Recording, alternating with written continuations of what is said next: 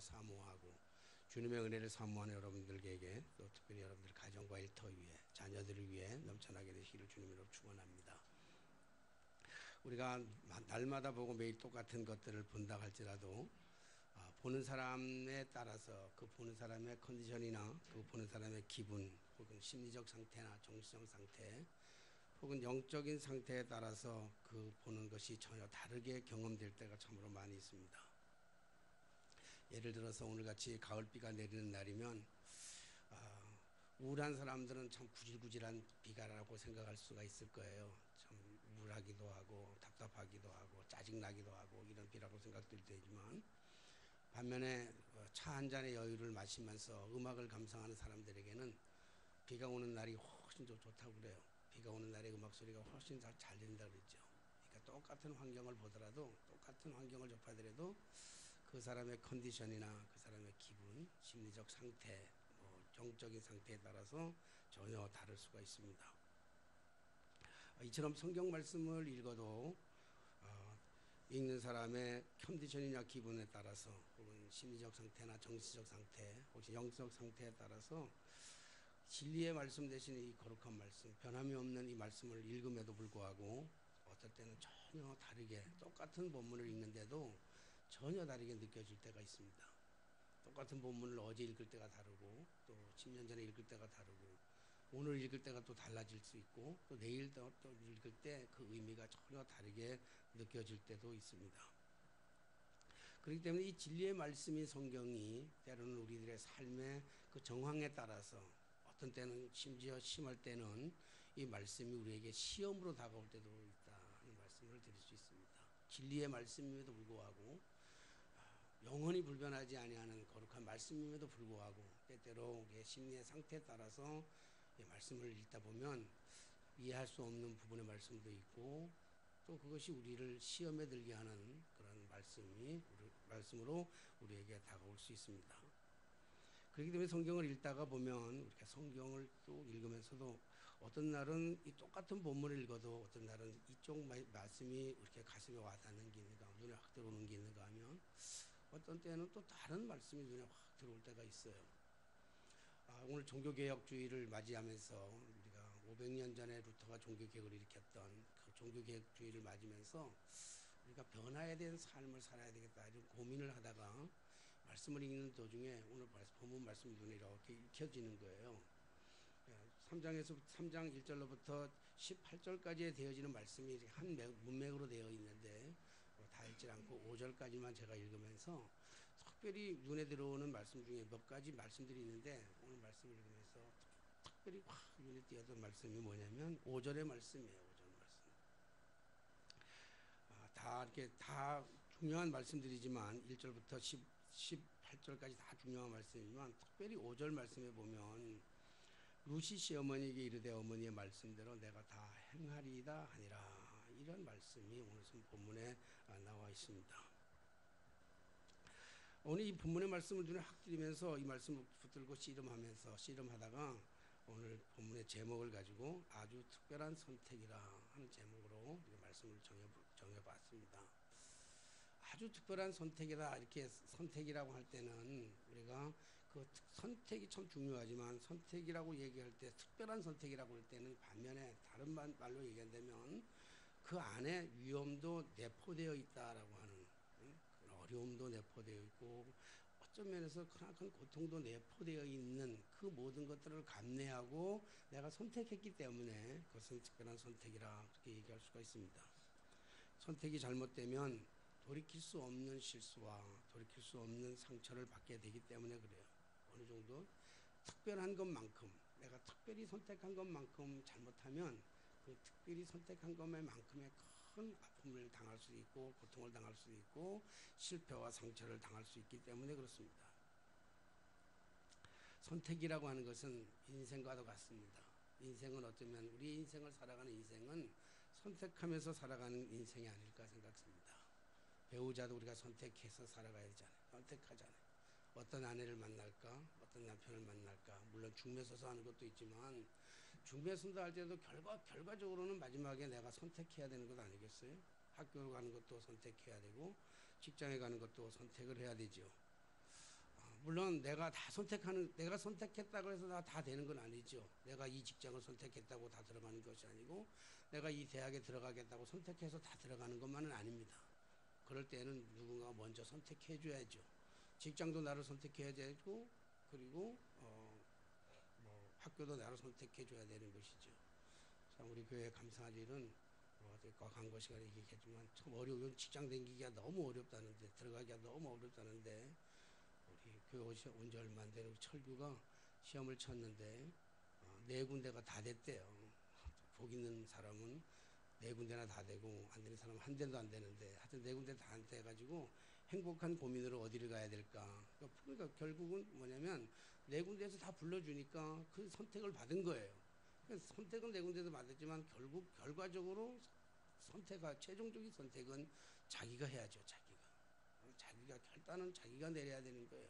뭐 여러 가지 따지기도 하고 막 배경을 따라봐야지만, 그러나 중요한 것은 자기가 선택을 해야 되고, 자기가 선택을 했다면 자기가 그 모든 것들에 대한 책임도 그만큼 따른다고 하는 것이죠. 이렇듯 우리가 학교, 직장, 배우자를 다 선택해야 되는 것처럼 길을 걷는 것, 집을 나서서 길을 걷는 것도 다 선택하면서 가는 거죠. 이 길을 갈까, 저 길을 갈까, 버스를 타고 갈까, 택시를 타고 갈까, 전철을 타고 갈까. 그 모든 것들이 다 이렇게 직방으로 갈까, 골목길로 갈까, 돌아서 갈까, 이게 다 선택하면서 우리는 한 순간순간 선택하면서 살아가게 되는 것이죠. 작은 일이나 큰 일이나 할 것 없이 모든 삶이 선택하면서 살아가는 거예요. 그러나 마지막 결정, 선택은 자신의 몫인데, 오늘 본문의 말씀을 보면 루시 시어머니에게 이르되 어머니의 말씀대로 내가 다 행하리이다. 결국은 어머니의 말씀이지만 선택은 누가 해야 되냐면 며느리가 해야 되는데, 이 본문의 말씀을 보면서 이 며느리의 선택이 결과적으로 선택이 뭔가 석연치 않는 모순으로 이렇게 우리에게 다가와는 그런 것들을 느낄 수가 있습니다.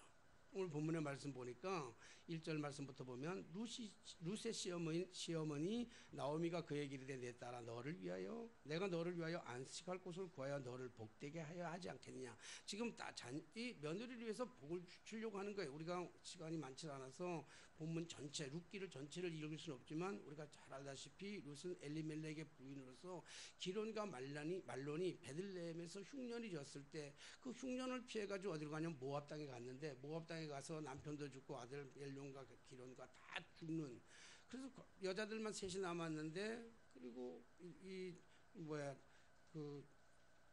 그 며느리 중에서 오르바는 떠나가고, 이 룻은 어머니를 따라서 다시 베들레헴으로 돌아왔는 그런 쭉 과정에 있습니다. 그걸 다 설명할 수는 없고, 우리가 또 다 알리라고 생각돼서 다 말씀드리지 못하지만, 오늘 본문의 말씀 보면 베들레헴에 돌아와가지고 지금 룻이 뭘 하는가 하면 이삭 죽기를 하는 거예요. 먹을 것이 없으니까, 땅이 없고 아무것도 없고 살 수 있는 여건이 없고, 그래서 홀로 된 여인들 둘이서 남아가지고는 먹을 것이 없으니까 젊은 이 룻이 어디 가냐면 밭에 나가가지고 이삭 죽기를 하는 거예요. 구약에 보면 이 농사를 짓는 사람들이 이런 사람들, 소외된 사람들, 불쌍한 사람들, 과부나 고아나 이런 사람들을 위해서 농사할 때 다 거두지 아니하고 조금씩 놔둔단 말이에요. 그러니까 이 룻이 뭐냐면 밭에 나가가지고 이삭을 줍는 이런 일을 하고 있는데, 오늘 그 일을 하고 있는 그에게 시어머니라는 사람이 말하기를 뭐냐면, 안식할 곳을 구해서 너를 복되게 하지 않겠냐. 너를 복되어야 되는데 이제 너 좀 편안하게 살아야 되지 않겠냐. 너 좀 안식하며 살아야 되지 않겠냐. 너에게 좀 쉼이 필요하지 않겠느냐. 너도 이제 앞으로 행복해야 되지 않겠느냐. 이런 얘기를 해요. 그러면서 하는 말이 여기 뭐라면, 내가 함께하던 아녀들을 둔 보아스는 우리의 친척이 아니냐. 보라, 그가 오늘 밤에 타작마당에서 보리를 까불리리라 그랬어요. 지금 이 룻이 나가서 일하는 곳이 어디냐면 보아스의 밭이야. 보아스의 밭. 보아스의 밭인데, 보아스가 어떤 사람이냐면 이 엘리멜렉, 나오미 가정의 나오미의 남편 되는 엘리멜렉 가정의 그 친척이란 말이야. 친척 집에서 일을 하고 있는데, 그 친척 집에서 일하는데 오늘 뭘 하는가 하면, 이제 그것을 가서 이제 일하고 있는 그에게 가서, 오늘 가면 틀림없이 보아스가 밀을 까불리는 이 추수하는 밀을 까불리는 일을 할 텐데, 그때 내가 말하는 대로 해라 하는 게 뭐냐면 여기 말한 거예요. 그런즉 3절에 보니까, 그런즉 여러분들이 한번 읽어줄래요? 그런즉 3절 시작.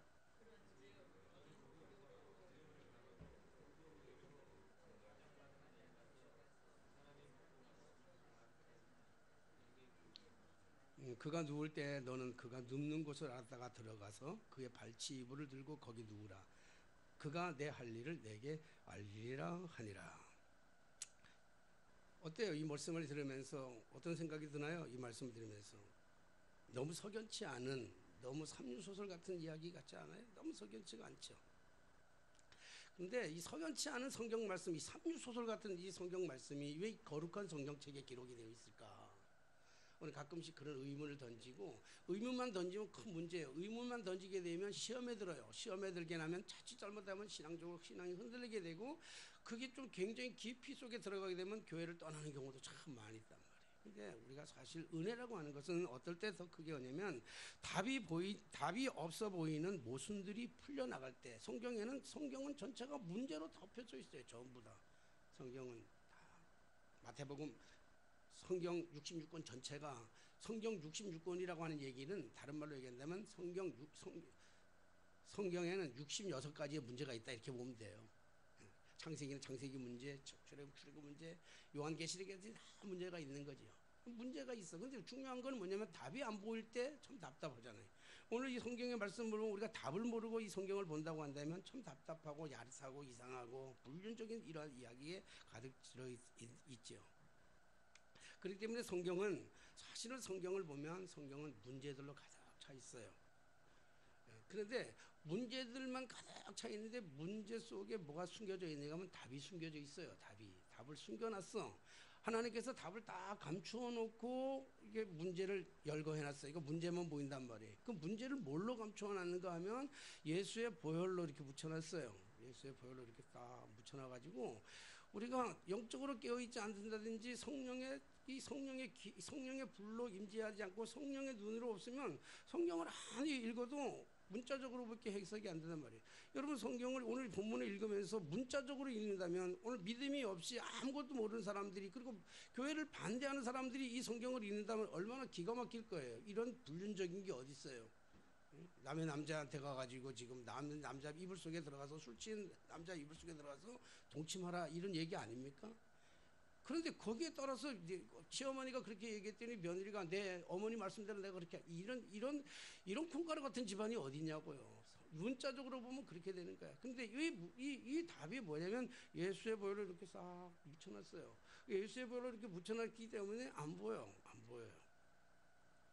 근데 그 예수의 보혈로 묻혀진 것이 보려면 뭘로 봐야 되냐면 성령의 불빛으로 봐야 되는 거예요. 성령의 불빛으로. 성령의 불빛, 성령의 그 뜨거운 강렬한 불길이 임하면, 그래서 우리가 성령이 충만해지면 성경을 읽을 때 모든 말씀이 해석이 되어지는 거예요. 안 보이던 답들이 쫙 보여지는 거예요. 여러분들이 하나 보여드릴게요. 한번 읽어보세요. 이게 무슨 자예요? 뭐라고 써놓은 거예요 지금 제가. 지금 뭐라고 쓰는지 뭐 눈치가 빠른 사람은 좀 알긴 알겠지만 이게 무슨 자예요? 한번 읽어보세요. 무슨 자예요? 위에는 뭐죠? 저 뒤에 안 보여요? 뭐라고 써 있어요? 그냥 읽어보면 뭐라고 써 있죠? 자랑합디다. 사랑합니다. 눈치가 빨라. 성령이 충만해서 그냥 금방 아시네. 그 밑에는 예? 그래서 이게 이런 단어도 없고 이런 게 없어요. 예, 성경이 마치 그런 거야. 성경이 예수의 보혈로 싹 감추어 놓으니까 안 보이는 거야. 읽어도 잘 무슨 말인지 몰라요.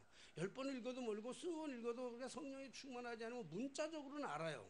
문자적으로는 이해하지. 그러니까 아까도 말씀드린 이 문자적으로 성경을 읽는다면 오늘 성경은 삼류 소설만도 못한단 말이에요. 이런 소설이 어디 있어요? 그러니까 성령으로 비추는 거예요. 그래서 성령의 불을 붙여야 되는데 오늘 성령의 불이 임할 수는 없고, 라이터 있는 사람 없나? 라이터.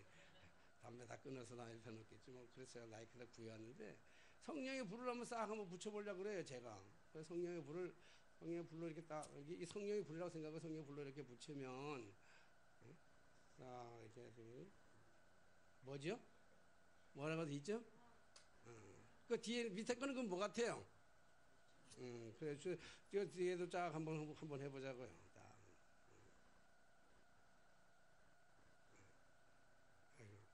다 잊어졌네. 뭐 마술을 하나 하긴 했는데 내가 우리 교회 그 선교사로 가 있는 이명재 목사님이 마술사예요. 진짜 마술사. 그래서 마술을 하다가 마술하는 사람들 막 가르치고 그랬어요. 그래서 내가 딱 한번 해보라 그랬더니 어린이날, 크리스마스 날 한번 해보라 그랬더니 요 앞에서 마술을 하는데 그냥 요 앞에서 바로 요 앞에서 마술하는데 여기서 손에서 비둘기가 막 나오더라고요. 대단한 마술사. 우리 여기도 하나 더 해봐야죠. 그러다가 성령의 불도 너무 뜨겁게 오면 기어요. 그래서 잘 모를 때가 있어요. 그래서 이거를 한번 또 이렇게 하면 자, 한번 크게 한번 읽어보세요. 우리 옆 사람에게 한번 다시 한번 해보죠. 시작. 저 쳐다보면서. 예, 우리가 성경은 마치 이런 거예요. 우리가 성경은 다 감춰놔가지고 하나님의 감춰진 비밀을 열려면 성령의 은혜를 가지고 성령의 눈으로 보면 다 보인단 말이에요. 근데 예수의 보혈로 이렇게 묻혀놔가지고 잘 안 보일 때가 얼마나 많은지 몰라요. 오늘 본문 말씀의 내용을 보면 아까도 말씀드렸지만 나오미와 룻과의 대화예요. 근데 이 나오미와 룻과 시어머니와 며느리와의 대화 중에서 며느리 룻이 아주 특별한 선택을 하게 되죠. 문자적으로 보면 상식적으로 합류 소설에 불과하지 않지만 불과합니다. 시어머니란 사람이 며느리에게 불륜을 강요하고 있어요 지금. 근데 며느리의 대답이 더 과간이잖아요. 며느리의 대답 뭐라고 얘기합니까? 어머니의 말씀대로 내가 다 행하리이다. 사랑하신 여러분, 좋은 며느리는 어머니의 말씀, 시어머니의 말씀에 무조건적으로 복종하는 며느리가 좋은 며느리가 아니에요. 좋은 며느리는 아닌 것은 아니라고, 목에 칼이 들어와도 아닌 것은 아니라고 얘기할 수 있는 그 며느리가 좋은 며느리죠. 안 그래요? 여기 뭐 내가 고부간에 갈등 주려고 하는 거 아니에요. 또 우리 이면자 권사님 며느리 같이 왔는데, 그렇죠. 사실 그래요. 어머니가 잘못된 거를 얘기하면 저는 우리 아버지한테 참 핍박을 많이 받았어요. 예수 믿는다는 이유 때문에. 다른 뭐 윤리적으로 도덕적으로는 우리 집에 뭐 잘못된 게 없어. 근데 다 하나 예수 믿지 말라는 것만큼은 내가 못하겠더라고. 예수 믿지 말라는 건, 예수 믿어야 되는 거는 뭐 때려 죽여도 난 예수 믿어야 되겠어. 맞아 죽어도. 그리고 우리 아버지 맨날 하시는 말씀이, 야 이놈 새끼야, 교회 나가면 밥을 주냐 떡을 주냐 맨날 그런 욕을 하면서 제일 싫은 게, 교회 다니면서 제일 듣기 싫어. 지금도 그들이 막 알바 등골이 막 교회 가면 밥을 주냐 떡을 주냐 그러는데, 우리 아버지가 그렇게 얘기했는데 예수 잘 믿었더니 교회에서 밥도 주고 떡도 주고 차도 주고 집도 주고 할렐루야. 교회에서 다 주잖아요. 내 지금 다 준다고. 아마 제가 예수를 안 믿고 우리 아버지 말씀에 순종하고 안 왔다면 예수 안 믿었겠죠. 예수 안 믿었으면 지금 저 어디가 있었을 것 같아요. 우리 사람 그러더라고. 당신 예수 안 믿었으면, 당신 예수 안 믿고 나 안 만났으면 당신 지금 가 있을 때가 딱 한 군데밖에 없대. 어딘지 아시죠? 몰라요? 감옥밖에 없대. 감옥밖에. 가만히 생각하니까 그런 것 같아. 나 옛날에 교회 안 다닐 때는, 어릴 때는요, 어려서부터 그 타짜를 좋아했어. 노름하는 걸 좋아해가지고 아주 타짜를 얼마 좋아하는지, 하도 치면 이게 잘 보이는지 몰라. 그래서 그게 습관이 돼가지고 요즘도 운전하다 뭐 버릇이 되는지 아무 생각 없는데 차 타고 가다가 앞에 차가 가면 번호가 딱 보면 자꾸 몇 끝 이렇게 나와버려. 그냥 안 하려고 그래. 나 안 하려고 그래. 하나 내 이거 안 할게요. 그런데도 그냥 보여. 얼마나 그냥. 그러니 여러분 예수 안 믿었으면요 술꾼 됐을 거야. 우리 형님은, 여기 오는 형님 있잖아. 얼굴 잘생겼던 형님이야. 화장을 입어가지고 이게 가스에 터져가지고 화상을 입어서 그렇지. 그 형님은요 선을 보는데 32번을 봤어. 와서 오면 이제 물어봐요. 32번을 봤는데 31번을 왜 타져야 되냐면, 만나는 여자마다 묻는 거예요. 술 드시냐고. 예, 술 먹습니다. 얼만큼 드세요? 지고 가라면 못 지고 가는데 먹고 가라면 다 먹고 갑니다. 그게 술을 이렇게 먹는 사람들, 우리 집에 내력이 술 먹는 사람들의 내력이란 말이에요. 예수 안 믿었으면 술꾼 되었을 것이고, 예수 안 믿었으면 노름꾼 되었을 것이고, 예수 안 믿었으면 지금 감옥에 가 있을 텐데, 우리 아버지 말씀에 순종하고 따라갔으면 지금 감옥에 가 있단 말이에요. 아닌 건 아닌 거예요. 아무리 시어머니라고 한다 할지라도 아닌 건 아닌 거야. 죽어도 아닌 거예요. 여러분, 목사가 아무리 좋은 목사라 할지라도 목사가 잘못된 걸 가르치면 여러분들이 아니라고 생각하면 안 받아들여야 돼요. 근데 하나님의 말씀을 받아들이세요. 하나님의 말씀에는 거의 아닌 거야. 내 생각과는 전혀 달라. 내 방법과는 전혀 달라. 하나님의 방법은.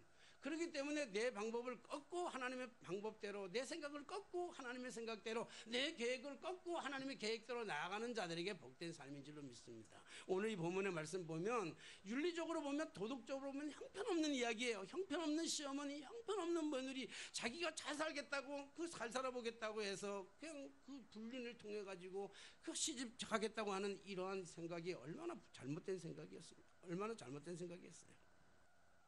그럼에도 불구하고 이 일이 단순히 유희나 놀이가 아닙니다. 이건 위험천만한 일이에요. 이게 발각되는 날이면, 잘못되는 날이면 목숨을 잃게 되는 거예요. 이방의 여인, 별 볼 없는 여인, 이게 보아스가 이거 들어가면요, 이게 잘못되면 당시에는 율법적으로 보면 율법에 의해서 이런 여자를 걸리면 어떻게 되냐면 돌로 쳐 죽이는 거란 말이에요. 이 죽는 이 일인데도 불구하고 오늘 나오미가 얘기할 때 룻이 뭐라고 얘기하냐면, 시어머니에게 이르되 어머니의 말씀대로 내가 다 행하리이다. 그럼에도 불구하고 얼마나 이 두려운 일입니까? 얼마나 무서운 일입니까? 게다가 이것을 첫 번째 들었을 때는 그냥 설득 들으면 아무 생각 없이 듣는다면, 시어머니가 얼마나 못된 시어머니, 자기를 팔아서 잘 먹겠다는 거 아니에요? 자기를 팔아가지고. 그러니까 얼마나 이게 가슴에 섭섭하고 얼마나 괴롭고 얼마나 힘든 일이겠어요. 그럼에도 불구하고 룻은 자신의 인생을 송두리째 걸어가지고 얘기하기를 뭐냐면 어머니의 말씀을 선택하는 거예요. 해도 되고 안 돼도 되는 거예요. 이것이 특별한 선택이에요. 이런 잘못된 일이라고 생각하면서도 인생을 다 걸어버려. 거기다가 자신의 삶, 과거, 현재, 미래의 모든 삶을 다 어머니의 말씀에 다 걸어버린다고요. 다 걸어버렸어. 그리고 어머니의 말씀대로 내가 행하겠습니다. 내가 죽으면 죽지만 거기에 들어가겠습니다. 이 얘기에 내가 잡혀서 죽는다 할지라도, 내가 불륜으로 나쁜 여자가 된다 할지라도 어머니 말씀에 들어가겠습니다. 이런 얘기예요. 근데 사실은 믿음의 고백이라고 하는 것은 죽으면 죽으리라고 하는 게 아니에요. 사실 죽으면 죽으리라는 것도 있긴 있지만 그것보다도 우리가 분명하게 살 길이 있다고 믿어지니까 가는 거예요. 그래서 우리가 이 양 고백할 때 부정적인 얘기보다는 긍정적인 얘기가 훨씬 좋아요. 그냥 똑같은 살아가는데 왜 굳이 부정적인 얘기를 사과 하나는 썩고 하나는 안 썩었는데 왜 사과가 썩은 것만 보느냐고요. 안 썩은 것만 보면 되지. 그러니까 우리가 좀 살아가면서 긍정적으로 살아갈 필요가 있어요. 어렵게 살아가도 어려운 것만 보지 말고 더 좋은 걸 바라보고 살아가면 되잖아요. 힘든 것보다는. 그래서 우리의 인생에 뭐든지 다 51대 49예요. 밝음이 있는가 하면, 밝음이 51이면 밝아요. 그런데 그 밝음 뒤에는 어두움이 49%가 있어요. 49%가 어두움이 51%고 밝음이 41%면 어두운 거예요. 행복도 마찬가지. 행복과 불행과 모든 게 다르게, 잘 살고 못 사는 것도 사실을 보면 49대 51이에요. 2%고 2%. 자, 그럼에도 불구하고 이 룻이 어떻게 이 자기의 인생을 전체 걸어가지고 이 잘못된 이 불륜과 같은 이러한 일에 자신의 모든 것을 다 걸을 수 있었을까? 그게 오늘 성경에 감춰진 비밀. 싹 발라가지고 예수의 보혈로 발라가지고 성령의 은혜가 아니면 보이지가 않는 것이죠. 룻이 어머니의 말씀대로 내가 다 행하리라, 불륜과 같은 이 고백을 할 수 있었던 것은 룻은 신실하신 하나님을 신뢰했기 때문에 그래요. 하나님이 어떤 분인지 알았기 때문에 그래요. 도대체 그렇다면 룻은 하나님을 어떻게 알았을까? 룻은 하나님을 알게 된 것은 들음을 통해서 아는 거예요. 하나님을 아는 가장 첫 번째 증거는 뭐냐면 들음이에요. 그가 하나님을 누구한테 들었겠어요? 나오미에게 들었어요. 끊임없이 나오미에게 들었을 거예요. 시간만 날 때마다 나오미에게 들었어요. 이방 여자, 룻은 이방 여자예요. 하나님이 어떤 분인지 모르고 하나님의 역사를 몰라요. 하나님이 이스라엘 백성들을 어떻게 구원한지를 모른다고요. 홍해가 어떻게 건넜는지 아무도 모르는 이방의 여인에도 불구하고 이 이방 여인을 데려다 놓고 시간만 때마다, 짬날 때마다 나오미는 이 룻에게 말씀을 전했을 거예요. 하나님이 어떤 분인지를 끊임없이 하나님을 계속 말씀했어요.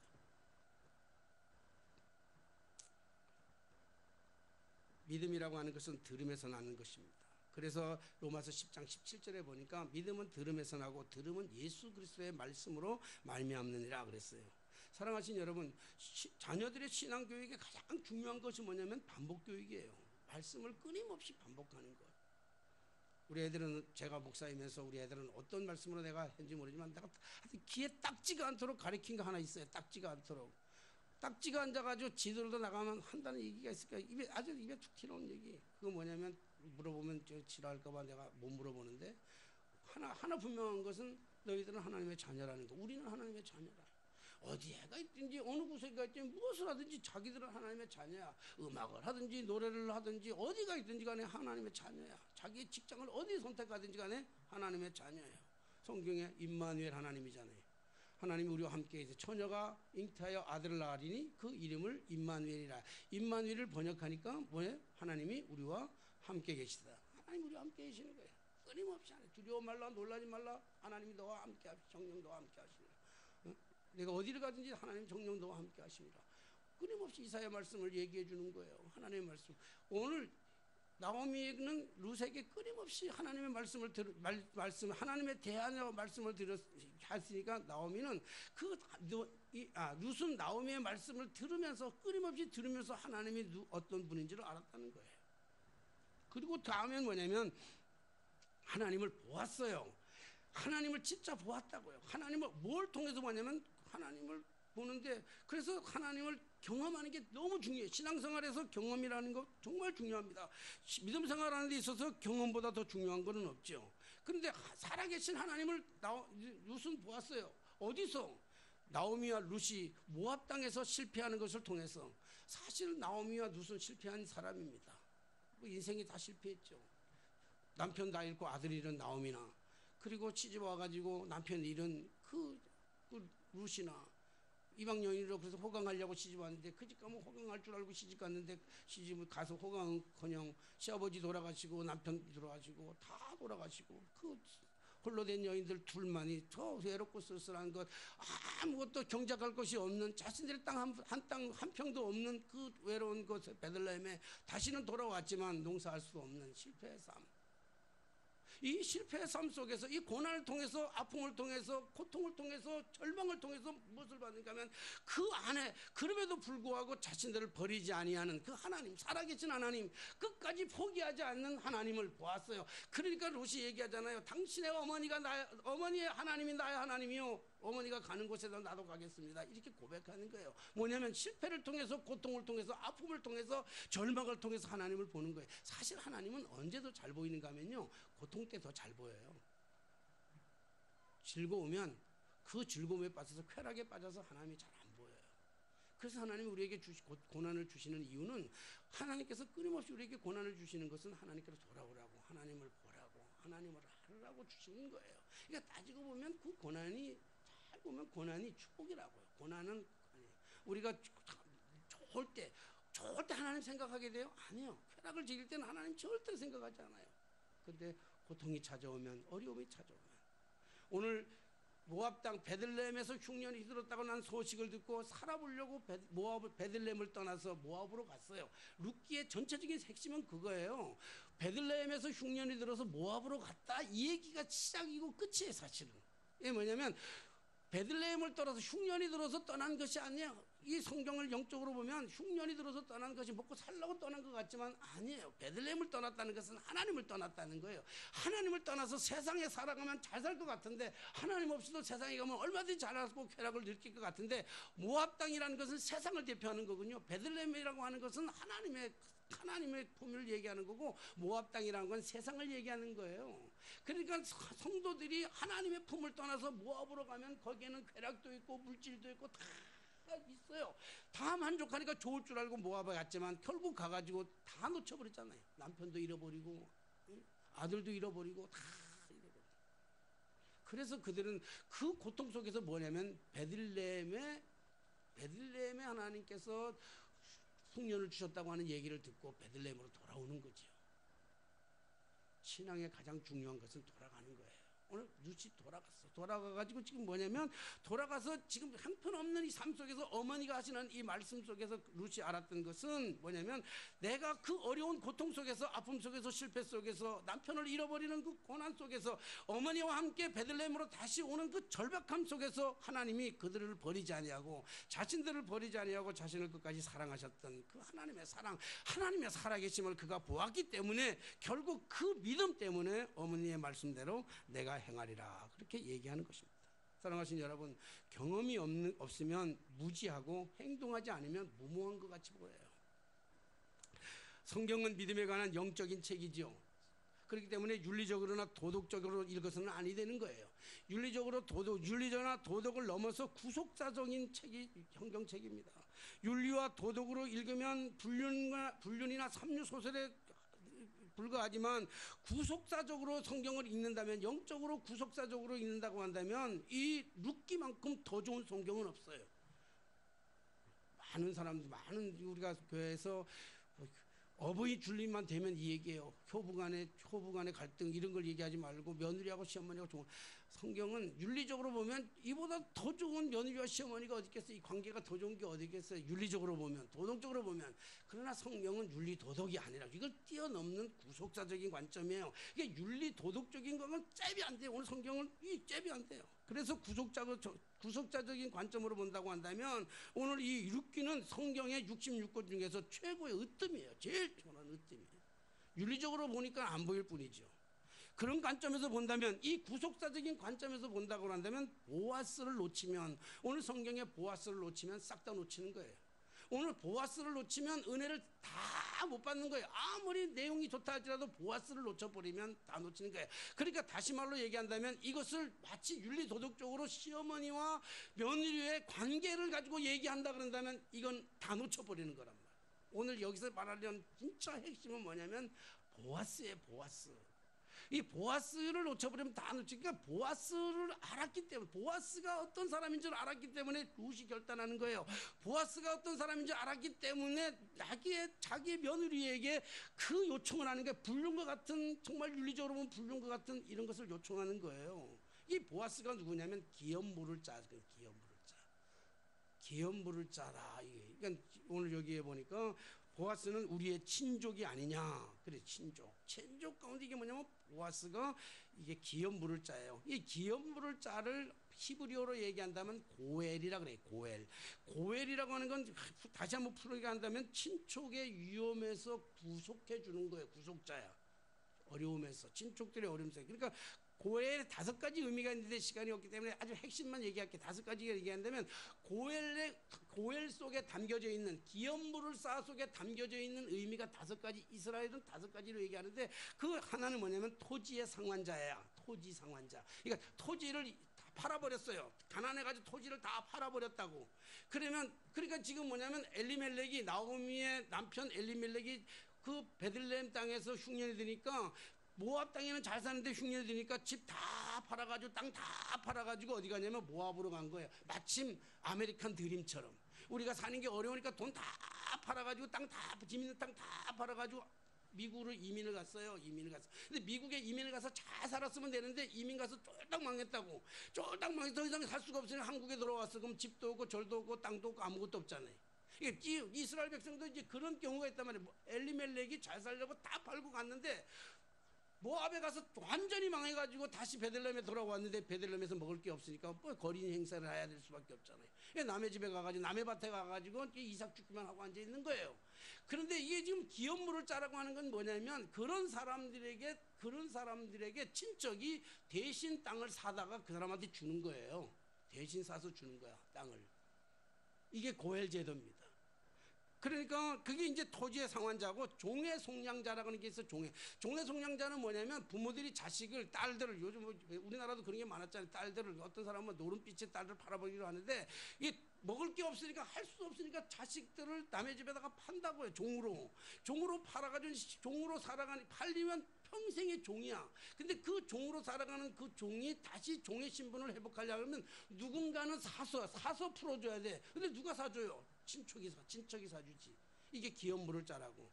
피해 보복자, 친족 중에 누가 억울함을 당했으면 그 억울한 문제를 해결해 주는 사람이 피해 복수자고, 속전의 그 수납자는 뭐냐면 범죄자로 인해서 내가 물질의 손해를 봤으면 친족 중에 힘이 센 사람이 찾아가서 그 모든 배상을 다 찾아내는 거예요. 그 다음에 마지막으로 변호인인데, 개인의 변호나 민족의 변호를 한다고 해서 그것을 가지고 뭐냐면 기업물을 짜, 이렇게 얘기합니다. 그러니까 기업물을 짜는 친족의 위험에서부터 구속하는 것이죠.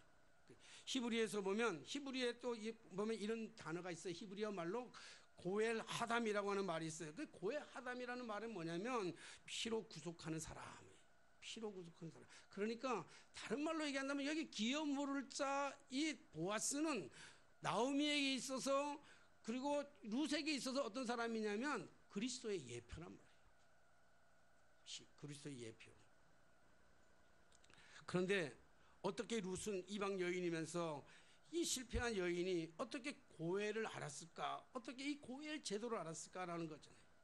이 고엘의 제도를 알았기 때문에 기업을 물을 자를 알았기 때문에 자신의 목숨을 담보해 가지고 어쩌면 죽을지도 모르는 이 상황임에도 불구하고 믿음을 가지고 자기의 기업 물을 자 앞에 나가서 그의 이불을 덮는 거예요.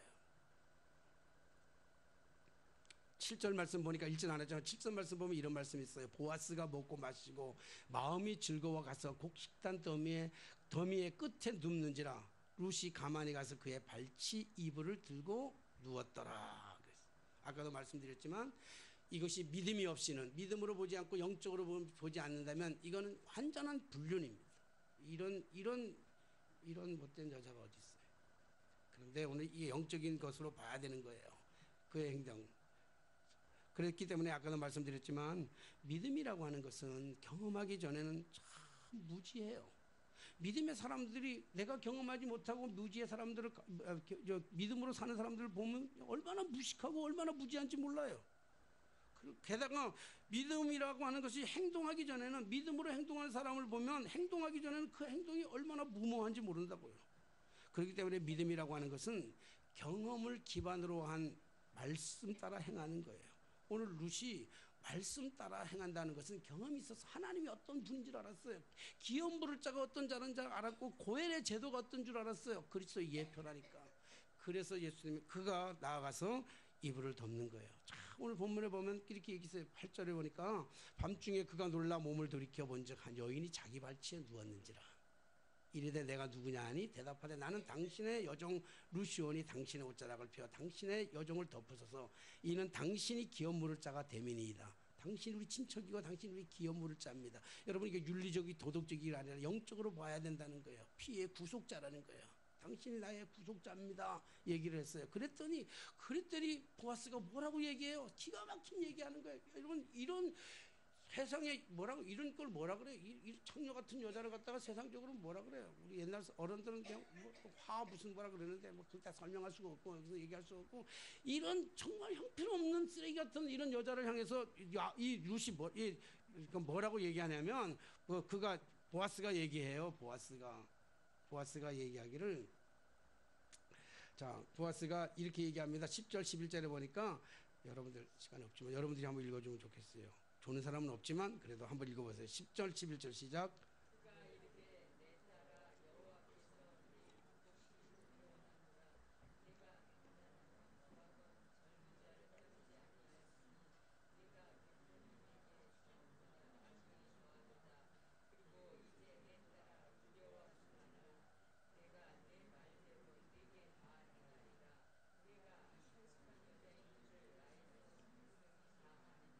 아멘. 여기 현숙한 여자라 그래요. 이런 형편없는 여자가 윤리적 도덕적으로는 형편없는 여자인 같이 보이는데 오늘 보아스는 뭐냐면 뭐라고 얘기하냐면 현숙한 여인이라 그렇게 얘기해요. 뭘 아는가 하면 기업 물을 자를 아는 거예요. 고해를 아는 거예요.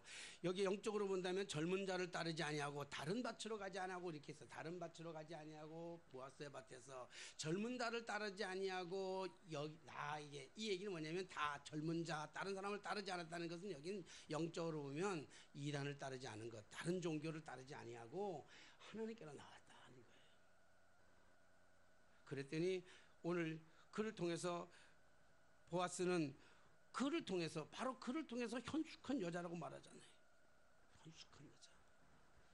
예수의 예표인 보아스의 옷을 덮기를 원하고 그의 이불을 덮기를 원했던 사모했던 그를 통해서 하나님은 보아스는 그에게 축복을 줄 뿐 아니라 하나님은 그에게 축복을 주시잖아요.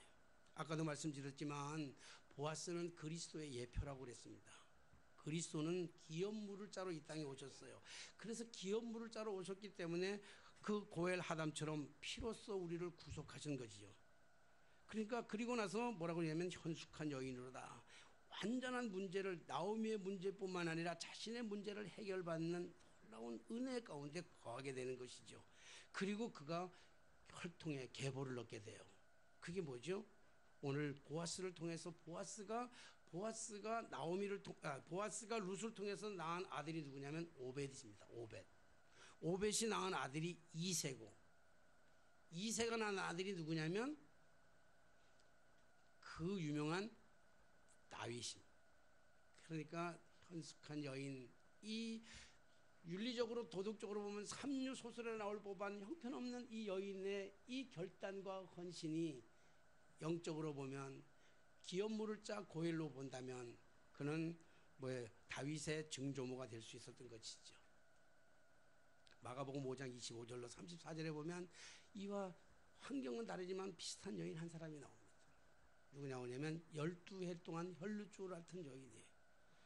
이 12의 혈루증을 앓던 여인이 그가 생각하기는 뭐냐면 예수의 옷자락만 만져도 내 병이 나을 것 같은데, 예수의 옷만 만져도 구원을 받으리라고 하는 그 여인의 믿음은 어쩌면 잘못되는 날에 죽음을 면치 못해요. 왜냐하면 이 혈루증을 앓는 여인은 이 하나님의 형벌을 받았다고 생각하기 때문에 이런 사람들은 사람들의 모인 곳에 나오면 안 돼요. 그것도 무슨 죄가 들어가면 이게 율법을 어기는 죄가 되기 때문에 그런 여자들은 돌로 쳐 죽인다고요. 죽음도 각오하고 자기 죽을 수 있는 이 두려움을 극복하고 예수의 옷자락만 만져도 내가 나을 거라고 하는 그 믿음으로 주님 앞에 나왔을 때 주님께서 말씀해 주잖아요. 딸아, 두려워 말라. 내 믿음이 너를 구원하였으니 평안히 가라. 내 병에서도요 건강할지어다. 사랑하신 여러분, 오늘 이 본문 말씀을 통해서 우리에게 필요한 것은 무엇입니까? 오늘 이 본문 말씀이 우리에게 주는 가장 중요한 교훈은 뭡니까?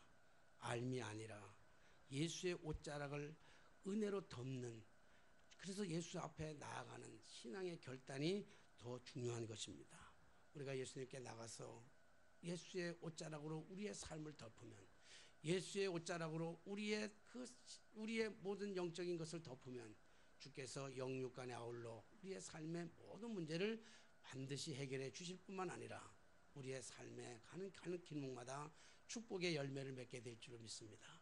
이 믿음의 축복이 저와 여러분들의 삶 속에서 주님 앞으로 나아가는, 정말 두렵고 떨리고 힘들고 어렵지만 영적으로 믿음으로 나가는 저 여러분의 삶이 되게 되시기를 주님의 이름으로 축원합니다. 기도하겠습니다. 우리의 눈을 열어서 주님을 보게 하시고, 우리의 귀를 열어서 하나님의 음성을 듣게 하시고, 우리의 발걸음을 걷는 곳마다 주님 닿는 그곳이 되어질 수 있도록 축복하여 주옵소서. 하나님, 세상을 윤리적으로 도덕적을 보는 것이 아니라 윤리 도덕을 뛰어넘는 영적인 것으로 바라보게 하시고, 오늘 영적으로 우리를 부르시는, 그래서 우리의 주님의 옷자락이 얼만큼 필요한지를 우리가 깨닫는 거룩한 성도들이 다 되게 하여 주옵소서. 예수님의 이름으로 기도하옵나이다. 아멘. 찬송가 50장 부르시면서